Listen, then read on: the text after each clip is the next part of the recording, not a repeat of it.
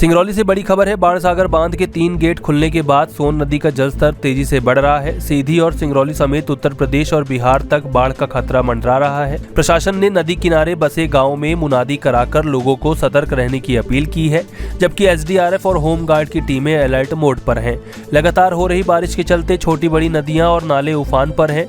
इसी बीच शहडोल जिले स्थित बाणसागर बांध में जल भराव बढ़ने के बाद 3 गेट खोल दिए गए हैं। इसके बाद सोन नदी में पानी का बहाव लगातार बढ़ रहा है। इसका असर सबसे ज्यादा सीधी जिले और सिंगरौली जिले के चितरंगी क्षेत्र के कई दर्जन गांवों पर पड़ने की आशंका है। प्रशासन के मुताबिक सोन नदी के जलस्तर में लगातार बढ़ोतरी हो रही है और हालात पर पल पल नजर रखी जा रही है। बाणसागर से छोड़ा गया पानी उत्तर प्रदेश और बिहार के कई इलाकों में भी बाढ़ का खतरा बढ़ा देता है। सिंगरौली कलेक्टर गौरव बैनर और पुलिस अधीक्षक सियाज एएम लगातार प्रभावित क्षेत्रों की मॉनिटरिंग कर रहे हैं।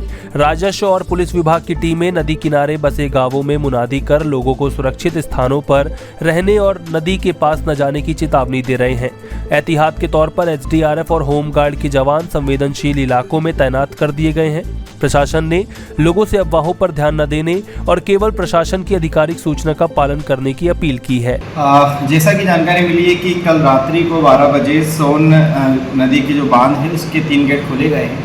ऐसी स्थिति में शुरुआती स्तर पर हम लोगों ने जितने भी गांव हैं वहां पर सभी लोगों को सूचित किया गया है कि चूंकि आज जलस्तर बढ़ने की पूरी संभावना है, तो गांव के किनारे जो भी रहवासी लोग हैं अपना सुरक्षित स्थान पर पहुंच जाए।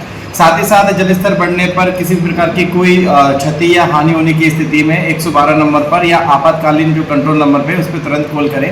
112 हमारी डायल 112 जो डायल है वो लगातार भ्रमण करते हुए लोगों को अवगत करा रही है। साथ ही विभिन्न ग्रुप और सूचना संप्रेषण ग्रुप के माध्यम से हमने लोगों को अवगत कराया है कि वो ऐसे समय में विशेष रूप से ध्यान रखें, क्योंकि लगातार बारिश के कारण बाढ़ की संभावनाएं बनी हुई है। देखिए, बिल्कुल हमारे जो रेवेन्यू का अमला है और जो पुलिस के जो लोग हैं, अधिकारी कर्मचारी हैं, वो सभी लोग लगातार दौरा कर रहे हैं और गाँव में इसकी लगातार मॉनिटरिंग जो है वो जारी है। किसी भी स्थिति से निपटने के लिए हमारी टीम तैयार है और किसी प्रकार का खतरा फिलहाल नहीं है।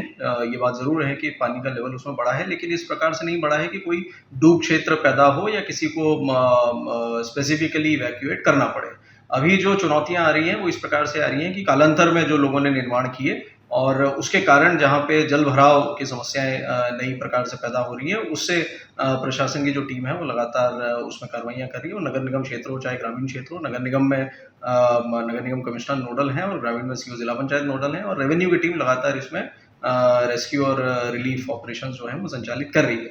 तो किसी प्रकार से घबराने की ज़रूरत नहीं है, लेकिन ये बात सही है कि थोड़ा सा सजग रहने की आवश्यकता है और प्रशासन पूरी मुस्तैदी के साथ मदद करने के लिए तत्पर तैयार है।